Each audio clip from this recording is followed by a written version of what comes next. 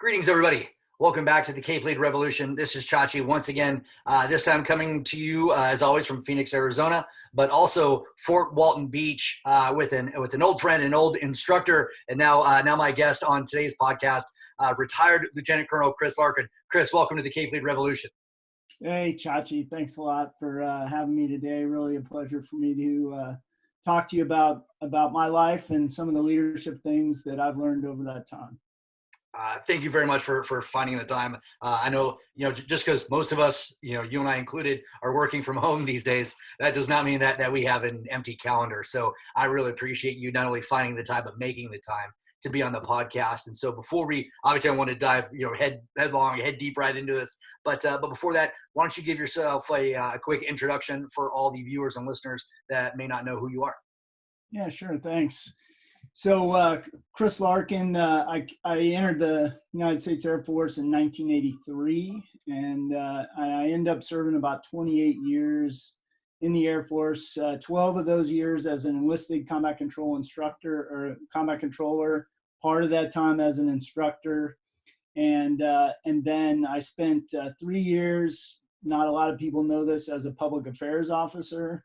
And then the rest of my time I spent as a special tactics officer.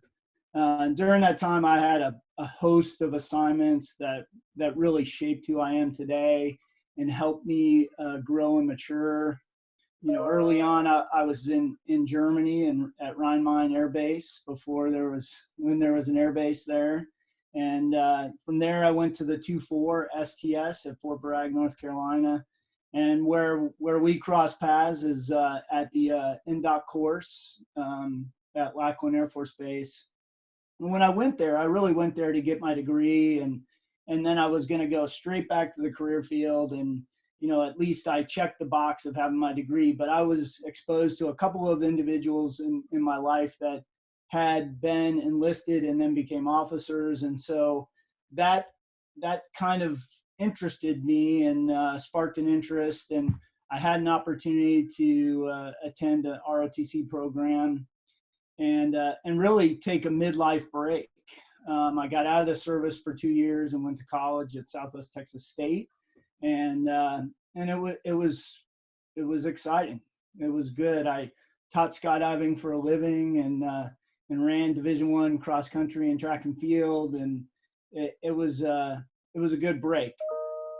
Don't get me wrong, I did, I wasn't gaining time in the service during that time, but it helped me grow and mature as a person. And, when I went there, I thought, well, man, I'm a combat controller, staff sergeant. I can do anything, lead anything. And by going to ROTC and being exposed to the 18 and 19 and 20-year-old kids who were going to be officers in the United States Air Force, that gave me great perspective about leadership. And just because you're a staff sergeant combat controller doesn't mean you know everything. And so from there, I came back into the service. I'll talk a little bit about this lesson later, but I went to officer selection for special tactics and was not selected, and so I was forced to find my way as an Air Force officer, and ended up in public affairs. And quite a departure, but really valuable lessons in my career, both to grow and mature as an officer, but also to learn how to write and learn how to communicate on a number of fronts. And both of those skills served me well the rest of my career. And after a couple years in public affairs, then Colonel Osier, who was the group commander, called me and asked me to come back. And obviously I said, hey, I'll be right there. I was over at Eglin. I'll pack my desk and be there on Monday, right? And public affairs said, not so fast. Hey, we need you to go overseas remote to Izmir, Turkey, and be the chief of public affairs. Again, a great learning opportunity, a great maturing opportunity for me. And but when I left there, I ended up back at Herbert Field, and was headed to a team to take over a team and be a team leader, which was my dream, to do. And Colonel Holmes then the deputy group commander, really wanted an opportunity to maximize my skills and talents as a public affairs officer at the group. And so he brought me to the group to do public affairs, recruiting, retention. Actually got a chance to run the STARS parachute demonstration team with Wayne Norad and 4 great enlisted team members. Those were good, right? And that was again an opportunity to get back in the career field, exposed to what was going on in our career field at that time.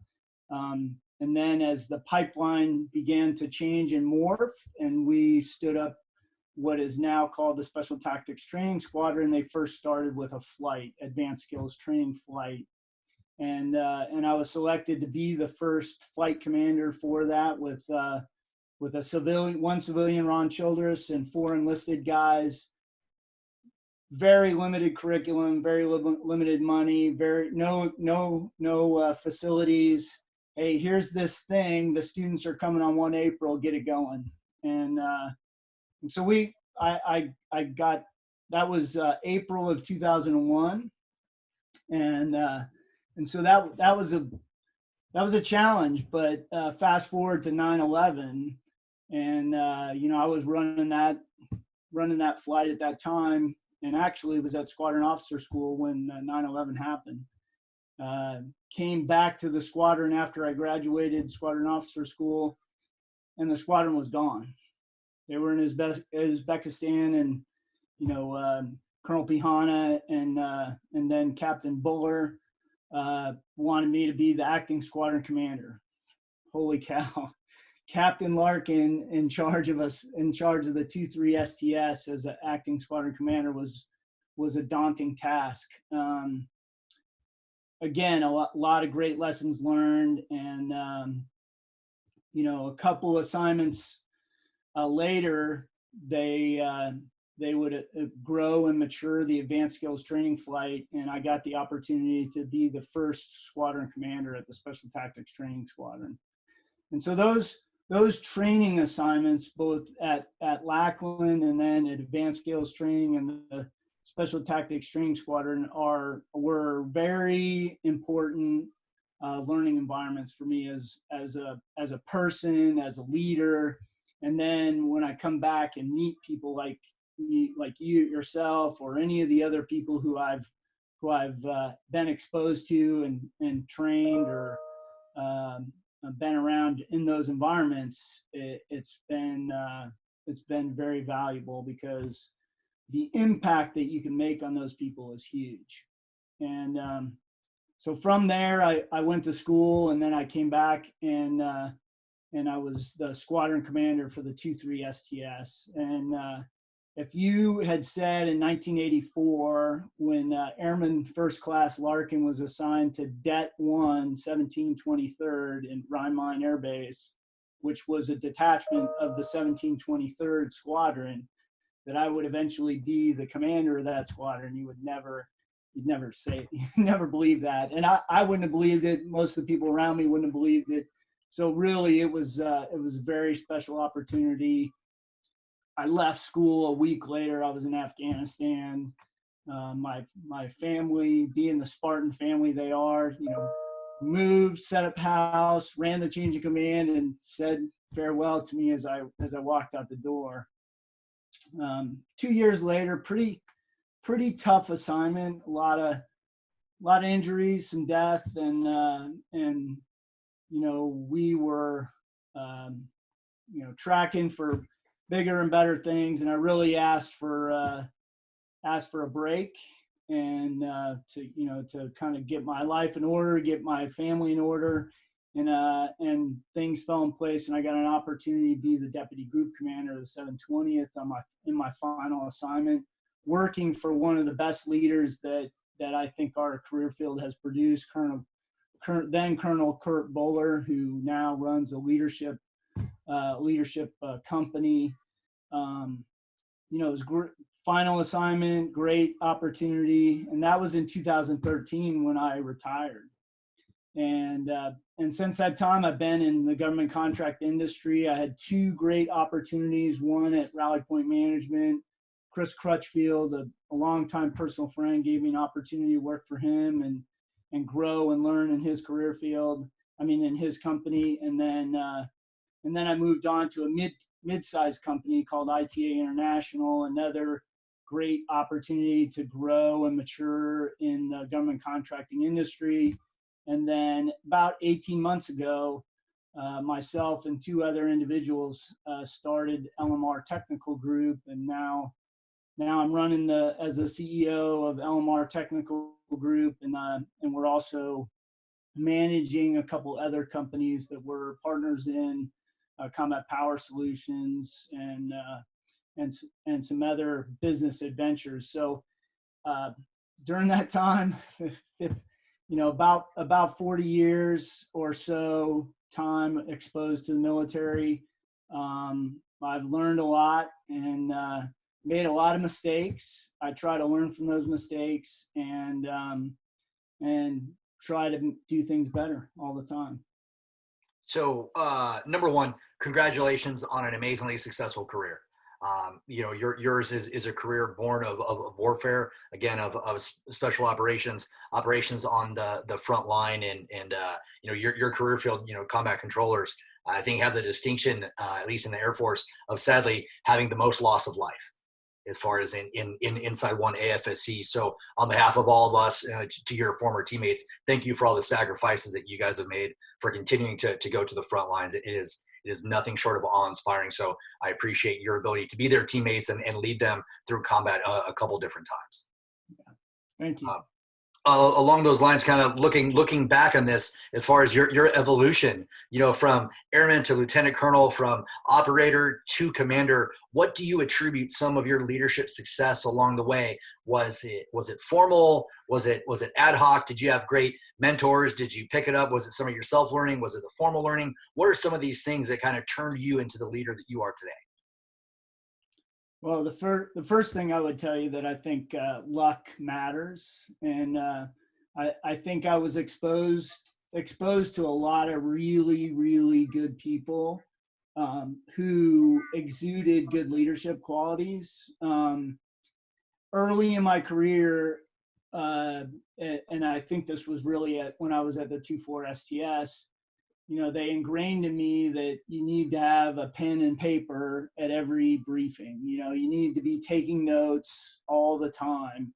And, so early on, I really kind of took note of the things that I thought were really good in people's careers. And I took notes of the things that were really bad in people's careers. And I would tell myself, hey, those are the things I want to role model, the things that are really good.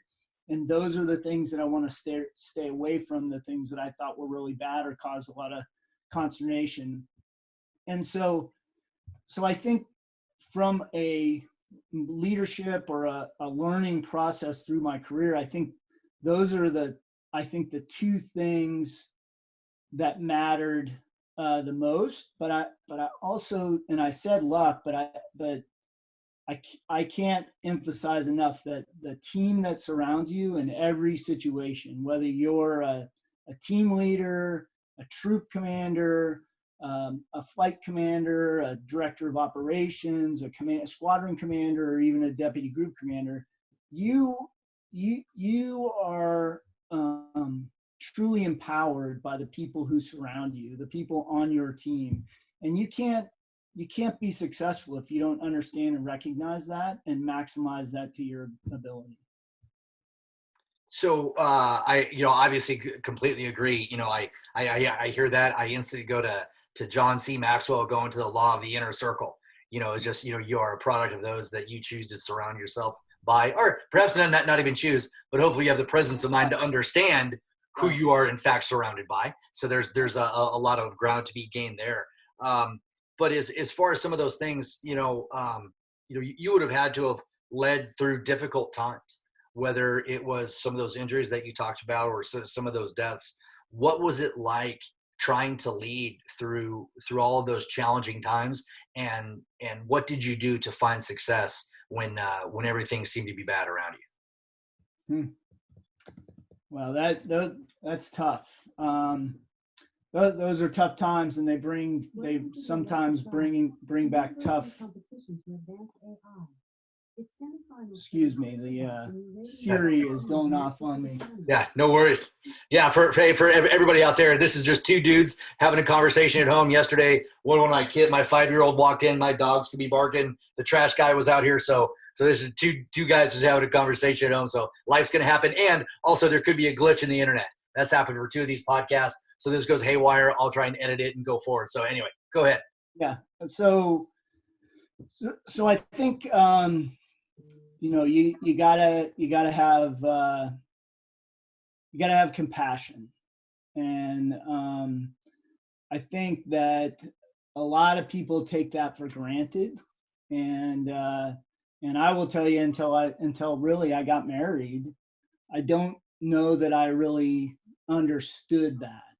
And marriage and kids, I think, help you grow and understand what compassion is, and so I think that's an important factor. But I don't think I could tell you this at the time, but I can look back at it and say that you got to have faith, and faith in whatever is important to you, right? So for me, religion is important, and my belief in God is important. And I'll just share this. I'll try to share this note with you, but it's so I was the aide de camp to General Woolley, who was the AFSOC commander, and lot of deaths during that time in our command. C-130 that went into the mountainside, the PC-12 that went down with 3 CCT, and the one pilot from the 6th. And so I spent a fair amount of time at Arlington. Not that I wanted to be there, but and General Woolley is presenting the flag and speaking to the families. And I asked him one day in the car, I said, how do you do that and maintain your composure? Like, how can you do that? And he said it was his faith. And that was a kind of a seminal moment in my understanding of that, because, fast forward a couple of years later, and I'm knocking on the door of Danny Sanchez's family's house. That's how do you do that? But you have to trust in your faith. Wow. Man. So kind of along those lines, so there's so much that we talk about when it comes to perspective that we gain later on in our career, but only because we've experienced more or seen more or had greater conversations or build our networks or any of that stuff. But I think looking back on this, what advice would you give your younger self? And then as a secondary to that, what advice would you give any young or aspiring leader out there? Yeah. So the two things that, as I look back on my career, and I think that I would have been more successful more quickly in my career if I understood these two things. One of them is relationships matter. And as you know, relationships are really how the majority of things get done in the military, in the world, and valuing those relationships, nurturing those relationships, and I really live by the rule today, and I don't know that I applied it back then, is that treat people like you want to be treated. It's pretty simple. If you treat people like you want to be treated, you can't go wrong. Because I know you don't want to treat yourself badly. You don't want to be dishonest with yourself. You don't want to deceive yourself. You don't want to talk poorly to yourself. So, all those things matter. And then I would tell you, ego is good, and it's important to have a certain amount of self-confidence, but humility is better. And I think early in my career, I was very, I had a large ego, as most young special operators do. And I think the weapons school motto is really really valuable in this sense, and it's humble, approachable, and credible. And if you can do those things, even as a young operator, a young officer, I think those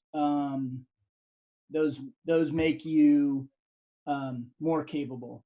And then I would think, you asked me the question, if I was going to talk to any young aspiring officers, or even young leaders, senior NCO leaders, I would tell you this. And Vinny Venturella, who you may know, was the chief master sergeant in combat control, and we were airmen together. He's written a number of books, but he said, he wrote in his first book, Heartbreak Ridge, that you got to set high standards.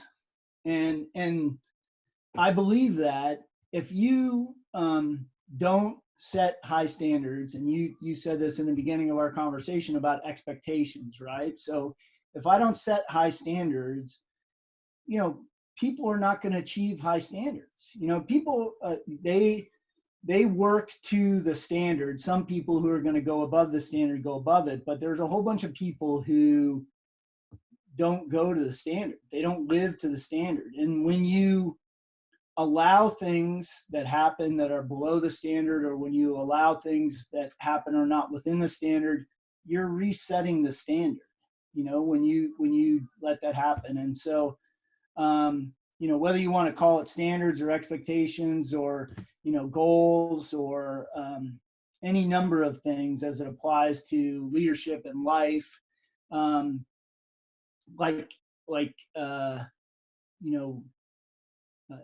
we'll take a personal example. Like in life, if you say, man, I want to run a marathon, right? And a lot of people want to run a marathon, but a lot of people are unsure whether they can do it or not, right? So they set that goal, that stretch goal, that high standard goal, that they are going to achieve it. And most of those people, I'd say 95% of those people who set that goal actually achieve that goal.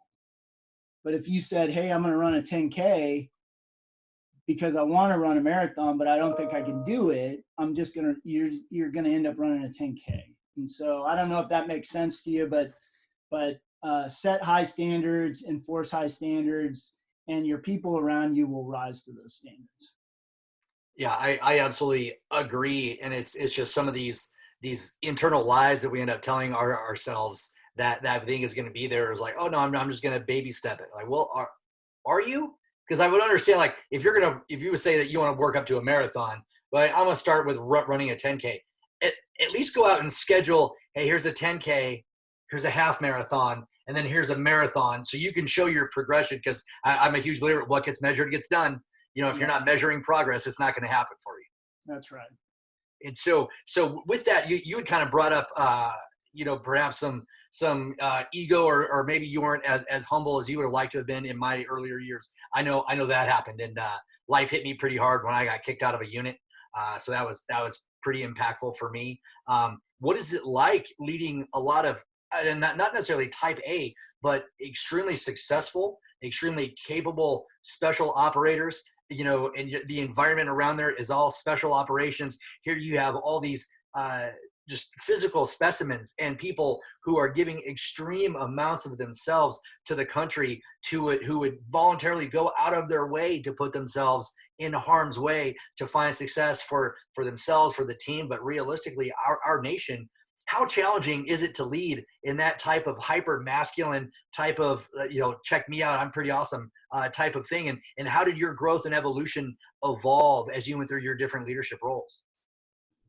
Yeah, so that's a really good question, and as you probably know, in special tactics and combat control, a lot of super good guys, like you said, but in our officer career field, they are some of the best officers in the Air Force. Some have said they're in the top 5% of all the officers in the Air Force, because our selection process is so demanding. And so it's fairly daunting to be in an environment with people who are so much more capable, so much smarter,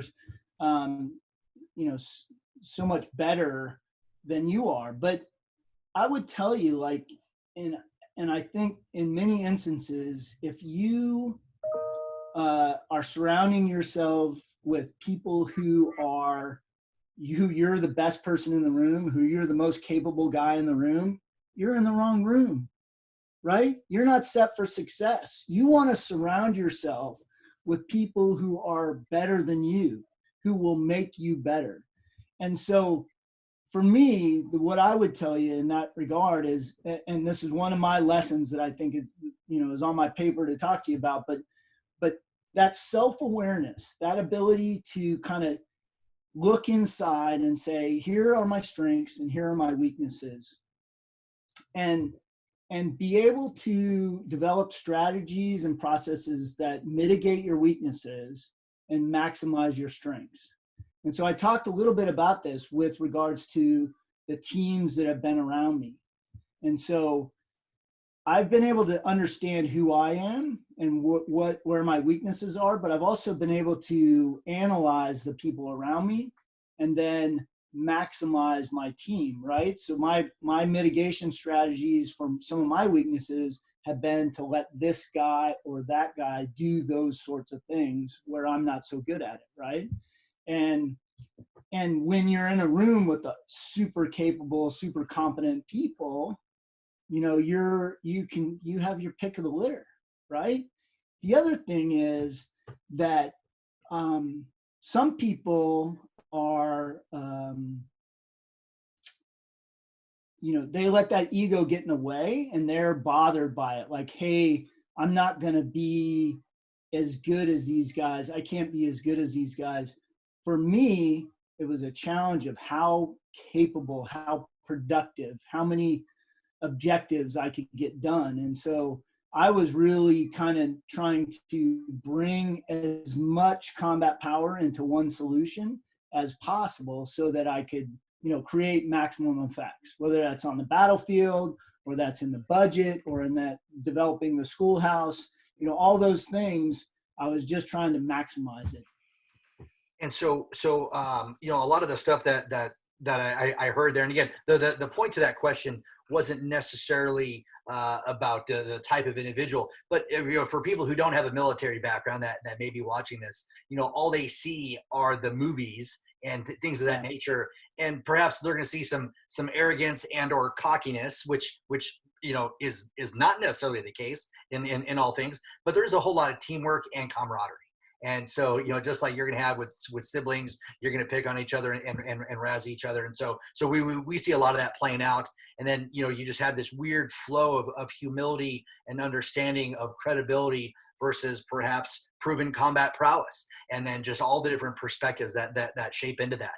So thank you very much for that answer. I know not necessarily an easy one. I wasn't trying to kind of pigeonhole you to that, but I think it is important for people to understand the type of people that are in that arena, and the understanding of each other and how we can make each other better. And that's normally what I see. 99 times out of 100, everyone is trying to help everybody out and expecting everybody to raise the level of their game to move forward. So I absolutely agree.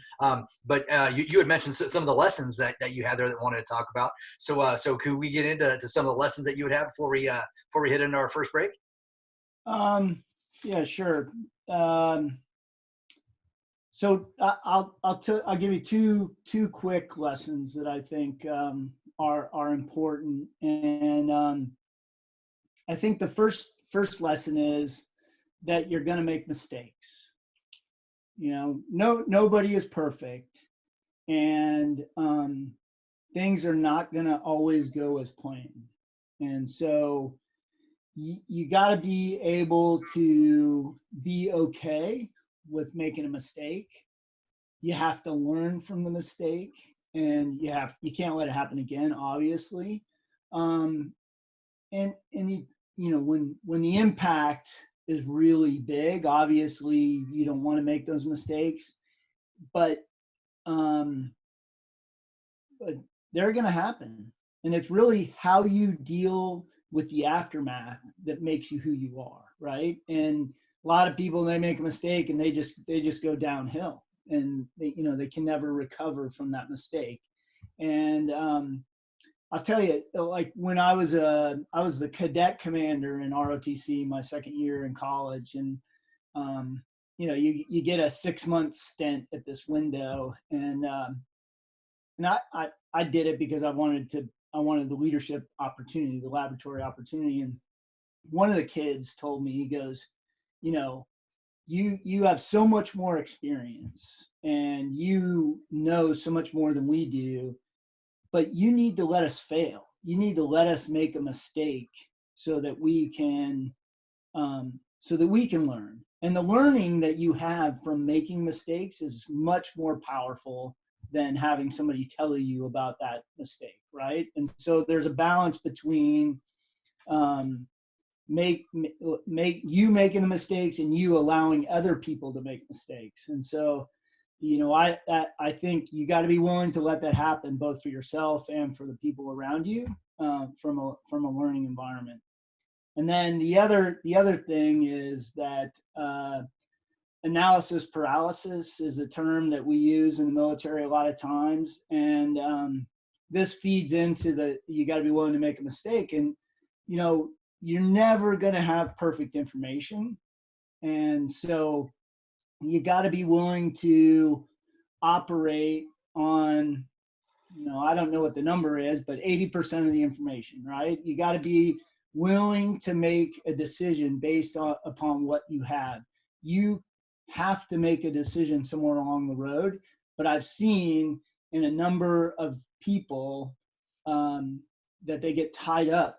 They got to have more information. They got to have more information before they can make that decision. And time has come and gone, and that decision is OBE now, overcome by events. And then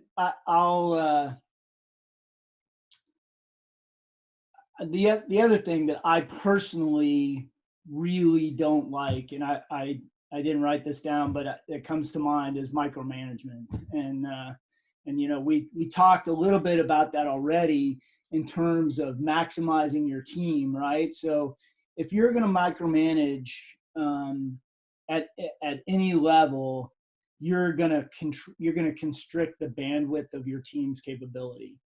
And so when all the decisions and all the information has to come through you as a leader, then you handicap your team, you handicap your unit, your organization, whether that's in the commercial world or in the military, right? And so you have to trust in the people around you. You have to delegate that responsibility and authority if you want to maximize your productivity. So those are three things that I think that I've seen over time that I think you got to be careful of. You bet. That phenomenal piece of advice. And with that, we'll kind of take it into our first break. So stay tuned, and we will be right back with retired Lieutenant Colonel, with Combat Controller, with CEO Chris Larkin. We'll be right back.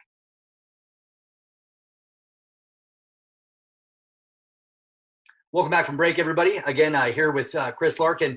And Chris, we're talking a little bit about break, is that, a lot of the things that we do as service members, it rarely stops once we retire. And for you, retirement just meant a pause of military service and kind of a transition into the civilian realm. But then again, heavily vested in military equities as far as that goes, as far as working government contracts and such. But what have you learned perhaps on the outside that's maybe a little bit different, or helped even maybe reemphasize some points about leadership as you've gone through your military and transition into the civilian workforce? Yeah, that's a great question, Chachi. Yeah, I will tell you that there are a number of differences in the commercial sector, and the further you get away from work that supports the military, the more different it is. And some of the things that I think are important and dynamic for people to understand is that in the military, we are all aligned. We're all focused on one mission. We're all, and you call it what you want, like inculcated culture, in general, we're all focused on the mission. And so in business, in corporate America, it's not always like that. And so the company that you're in runs on the culture of that company, and that company may not have a well-developed culture. It may not have a well-developed mission.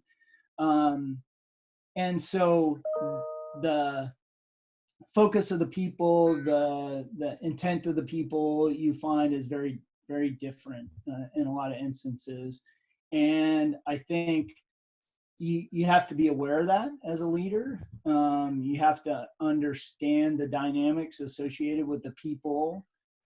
So you can't treat people in the same military style leadership manner that you can, when you're on active duty. And how you talk to people and how you treat people is a little bit different, because it's a different environment, it's a different culture. And so that is one of the more challenging environments. And I think also it's valuable perspective to understand that corporate America is in the business to make money.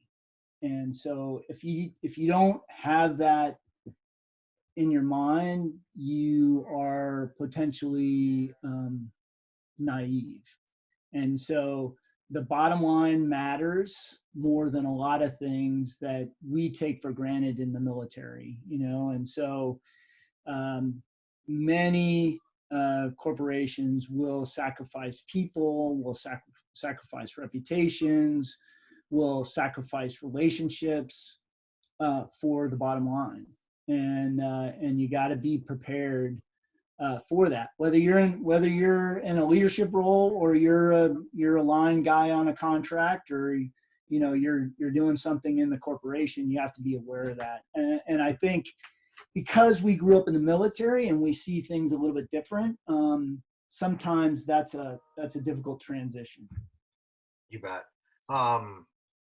So what advice would you have for somebody, perhaps not even just retiring out of the military, but perhaps just separating, as far as what are your expectations of them, or helping them kind of smoothly adjust to this new type of environment where the bottom dollar is, for lack of a better term, the most important thing, rather than a love of country or patriotism or pride? Yeah. So I hope that in my company, I build a culture that is similar than it was in the military, where it's not all about the bottom line, right? That's, I hope. We're not there yet, but we're working on it, right? But if I was going to talk to somebody who was going to other companies or other roles, and I do a fair bit of helping people as they transition, I just try to, like we spoke about earlier, I try to set those expectations, right? Like, you have to be aware, you have to be eyes wide open. And at this point, in a lot of instances, for an individual going into corporate America, they have to be number one in that equation, right? They have to be ready to protect themselves and provide for themselves and ensure that they find themselves in the best position.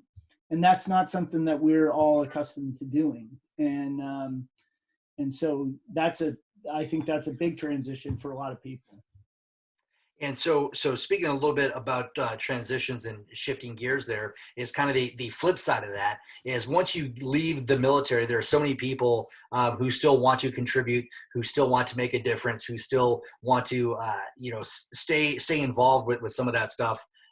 With me being the president of a nonprofit for the TACP Association for my career field, you being a former president of the Combat Controller Association, and now as one of their board members, how rewarding is that for you? And what do you do in those instances to try and give back to the teams that you love?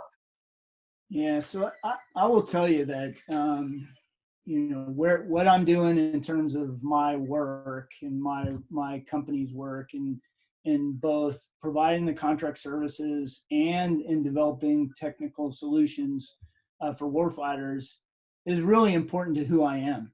And that connection is important both corporately, but also in my nonprofit support.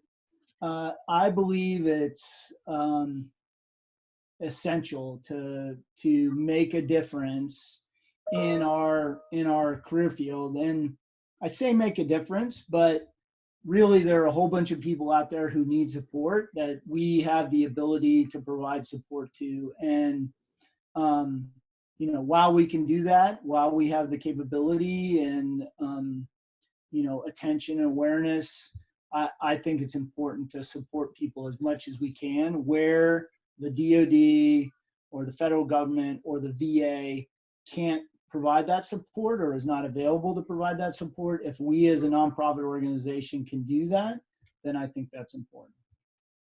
And obviously completely agree as far as how we can support through not nonprofit stuff. And a couple different times throughout our interview here, you have given reference to a little bit of your faith. And then I also know that you're involved in a faith-based organization as well. And if you would mind just taking some time to explain who that is and what that mission of that organization is. Yeah, sure. So I'm aligned in one of the Northwest Florida team for an organization called Soft Missions, which was started by a special tactics officer by the name of Damon Friedman and his wife. And they provide a comprehensive support mechanism for military members suffering from PTSD. And I say comprehensive, so they provide a physical recuperation capability through Exos, which is similar to the program that's out there for the return to duty program for our active duty and retired people. They do a psychological through a 1 or 2 week immersive environment, and then they have a faith-based program. And one of the things that I think there's lots of programs for PTSD out there, and one of the things that makes this program different is their faith and their use of faith to help people gain purpose and understanding. And some of the stories of the guys who have been through the program, it's still a very young organization and not a huge number of people who have attended their program, but you can see a marked difference in some of these guys and gals who have been through the program, and they're very responsive, and they've been identified, I think, in the state of Florida as a VA resource to provide support. And so, I'm just helping them in their growing awareness and helping them to raise funds so they can support more people. Amazing. As far as the fact that there are people out there who are willing to create these type of organizations to give back, to help past teammates, current teammates, future teammates, and establish some of these organizations so that people can always rely on them. I have a huge felt need for that stuff. So huge thanks for your endeavors there. But kind of along those lines is again, we're coming up on nearly 20 years of warfare after September 11th, not to mention all the different things that we had going on, when you joined back in the mid 80s. And so, a whole lot of evolution, whole lot of changing times, whether it's a political infrastructure, the countries have risen and fallen in this timeline that you're able to serve. And that comes with a lot of frustration, that comes with a lot of sacrifice, that comes with a lot of hurt. What advice do you have for some of our past, present, and future warriors out there as it relates to just being mindful of themselves, and what advice would you have for them in order to find success through a lot of these frustrating and heartbreaking times? Yeah, obviously I find my center through a number of personal measures to take care of myself. And so, I'm a big believer in this human performance optimizations efforts that are going on in SOCOM and across the Air Force. And there are a lot of pieces to that puzzle, right? So, and you've interviewed some great people who provide great perspective.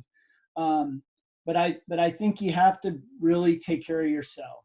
And when you're 20 years old, when you're 25 years old, when you're 30 year old, you don't know what you're going to feel like when you're 54 years old. Okay.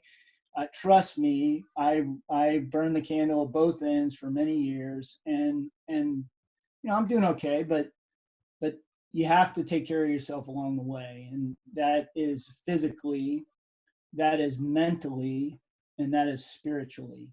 And some people don't believe, and that's okay. Like I'm not pressing you into believing, but you have to have some spiritual relief, some spiritual connection that allows you to reset, that allows you to be connected.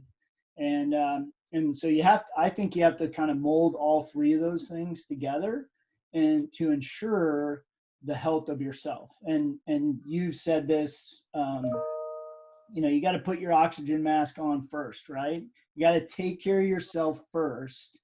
Even in this environment today, Chachi, like, look around us. There are a lot of people who are just mired down in this situation.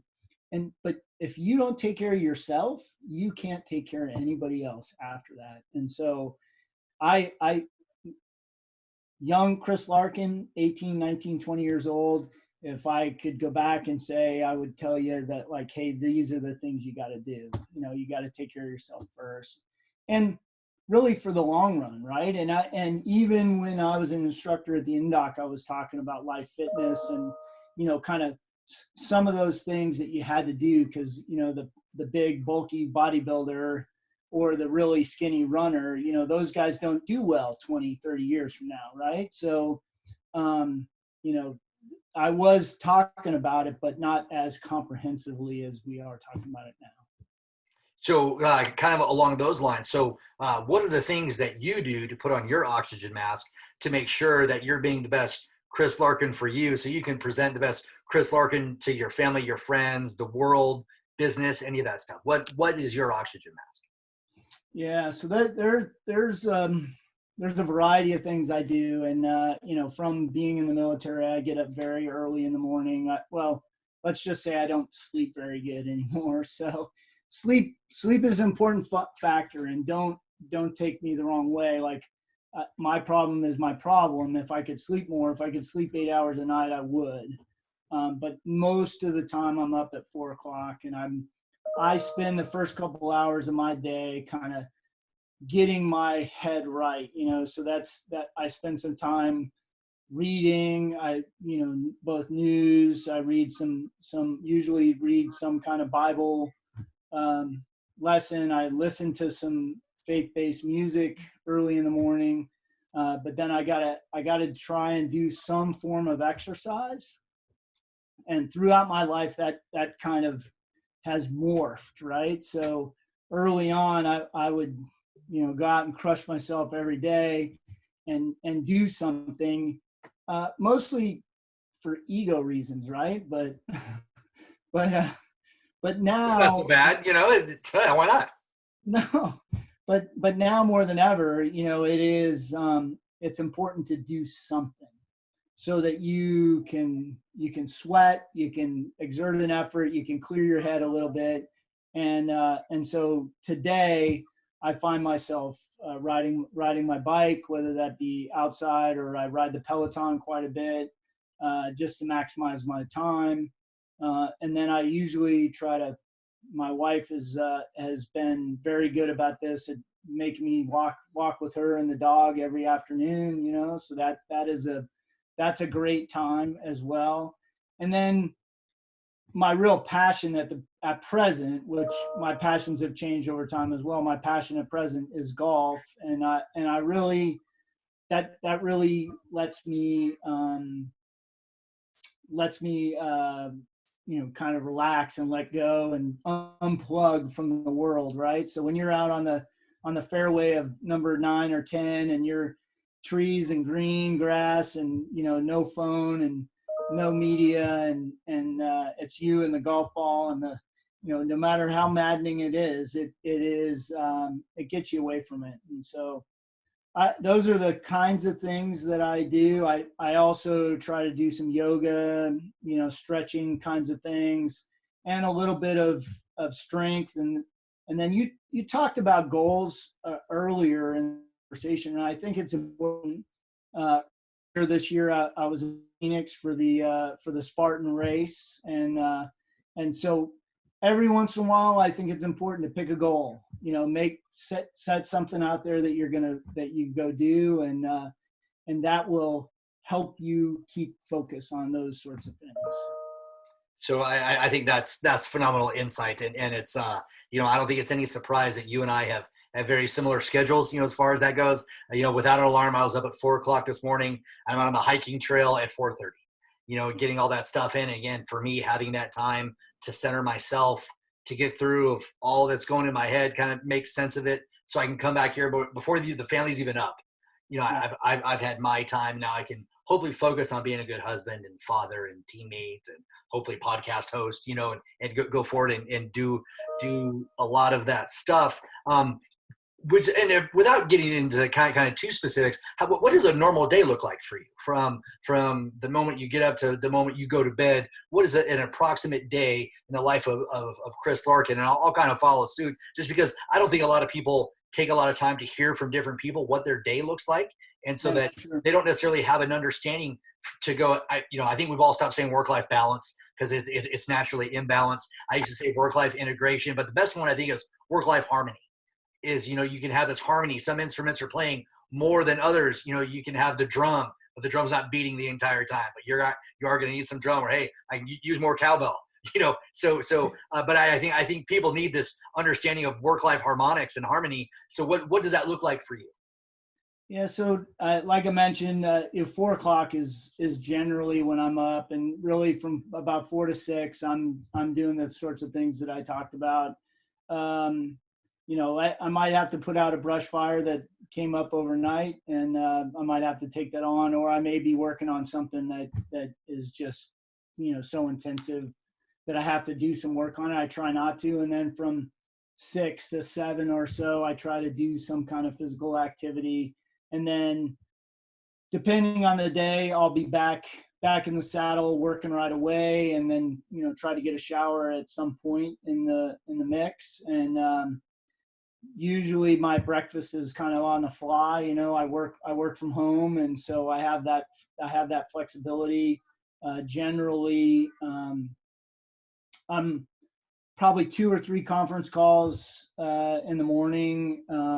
One with my partner who is in Dallas, Texas. We conference every day, and then partner companies or opportunities or pursuit or development of technology. I delivered some of our technical solutions to AFSOC this morning. So before our podcast, I drove out to one of the local offices and provided some of our devices to them. And then usually my wife makes lunch for me. She works at home. She's a fitness and nutrition person, and coaches a whole slew of people, both in person and over the internet. And so, she's very organized about food and what I should eat and what I shouldn't eat. And so generally that sometimes she makes my breakfast, but not mostly, but we usually sit down and eat lunch, and then back to the grind. And I'm trying to knock out as much work as I can in the afternoon, maybe one conference call, and then usually try to stop around 4 or so, 5, and then we try to get out for a little bit, walk, just clear your head a little bit. And then if I have something else to work, I'll keep working until it's done. But a lot of times I work till about 6-ish, and then throughout the day, probably every half hour or so, I get up and walk around and, move. So I'm not stuck in the same position.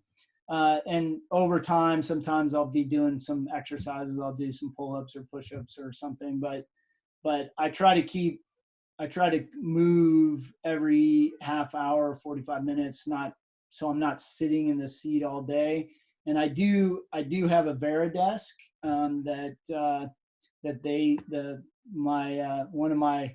one of my teammates, Johnny Yellock, is who works there as one of their military liaisons, military lead guys.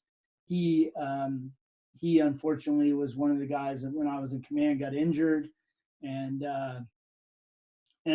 is a spectacular human being. But he got me one of these Veridesks, so I try to move it around if I remember, so I'm standing up a little bit during the day.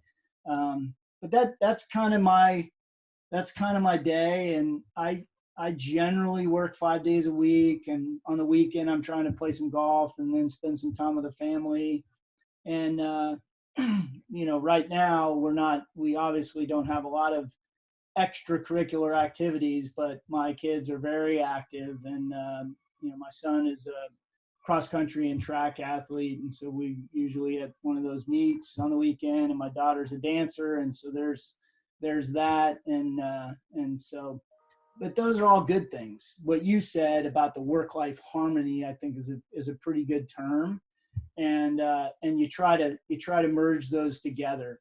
But I think one of the things that I think is important for the listeners is that you got to have a balance in your own life, and you go back to the oxygen mask first. So you got to take care of yourself first. You got to do those things, and I've always lived by this concept, is that the things that are most important in your life you got to do first, right? So you got to take care of yourself first, and get right, do that reading, do that exercising, and then start your work day, right? And so a lot of times if you kind of push that stuff off and say, I'll get to it later, you don't get to it later.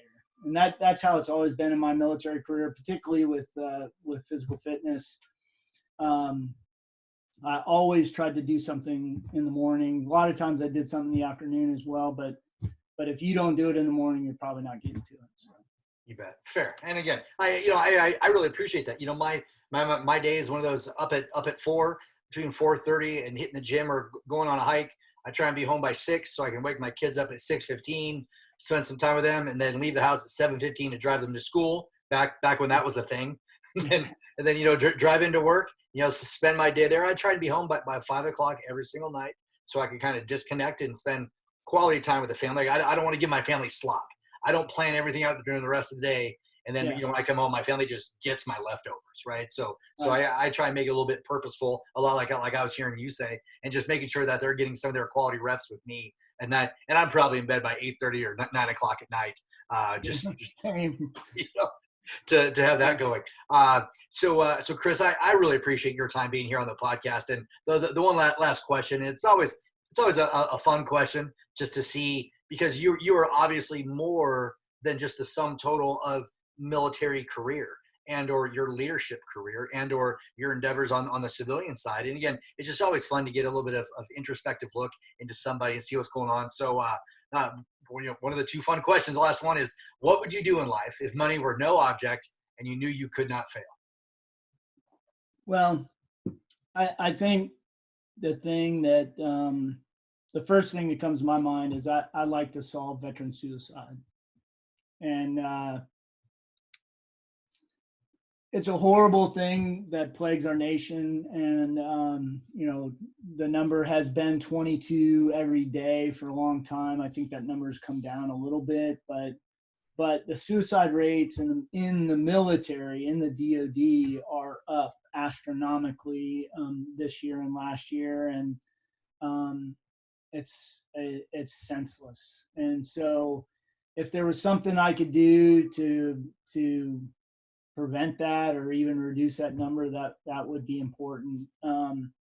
And that, I know that's not, I want to travel the world and see the 7 seas, but when I think about something like that, when you have unlimited resources and you're not going to fail, what are the things that face our nation and our globe, and I think there's some diseases out there, cancer, that would be really helpful to have a better understanding and have a better cure than what we are doing now. And most of us have been affected by cancer in some way, shape, or form. I had skin cancer, melanoma, and I got to be really careful about being in the sun, and that melanoma is something that when you have it, your kids can have it, right? So so that's important to me, that I don't want them to have it, or that be more likely to have it. And then finally, if we could do something about world hunger, if we could create some kind of distribution center or distribution system that would facilitate, because I think we as a nation, as a globe, we produce enough food. We can't get it to all the places that don't have it. So those are the things that come to my mind when I think about that question. Those are all pretty amazing. Thank you for that answer. The fact that there are people in the world who can give that answer for really trying to make a change and difference is absolutely amazing. And the fact that I get to reach out to some of these people and have a conversation definitely enriches my life. So with that, thank you so much for being on the podcast today. Thank you for making the time. I know these are kind of weird, confusing, and troubling times, and business doesn't stop.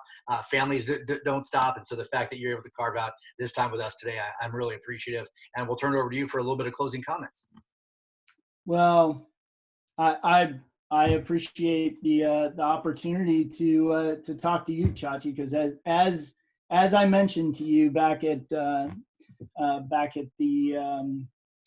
industry night at WebTac, I think what you're doing here is remarkable, and the opportunity to impact the community of young enlisted and young officers and expose them to some of the people that you've talked to. Now, I don't consider myself in that group, but when you interview the Chief of Staff of the Air Force or the Chief Master Sergeant of the Air Force or some of the senior leaders who you have, I think the ability for them to gain perspective and learn lessons, and so people learn differently today than when you and I grew up. And in this social media world, these are ways that people learn. And so I really commend you for doing what you're doing. And I think, I don't know, but I think if you're not making a difference today, you will make a difference. You'll gain, what I call or Jim Collins calls the snowball effect, right?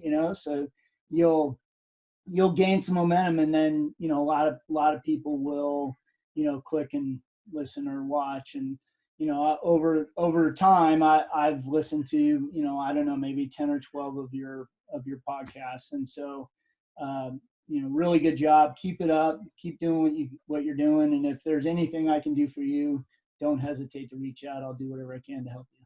We will do. Thank you very much. I appreciate those kind words. And for everybody watching and or listening, again, as always, you're hearing all different CAPE concepts in there. So you're hearing about how you just have to care about people. You're looking at, luck matters. You have to have compassion. You have to have faith. These are all things on how we can express how we care about people. We talked about alignment. We even just talked about aligning ourselves with different organizations that are going to help people out. We talked about different perspectives gained as we hit different jobs or experience different responsibilities, or the officer perspective, or perhaps the enlisted perspective, and how that shaped you. And then lastly, you heard a lot of conversations about standards, about expectations, and our ability to clearly articulate them is what's going to help us find success and shape a culture of success and an environment where people are going to want to work in, so that they can either increase the bottom line, bring safety and security to a foreign people, or just keep people safe and happy here at home. So with that, we appreciate everybody tuning in today. We'll catch you here next time on the Cape Lead Revolution. This is Chacha reminding you to always educate, anticipate, and dominate. We'll talk to you soon, everybody. See ya.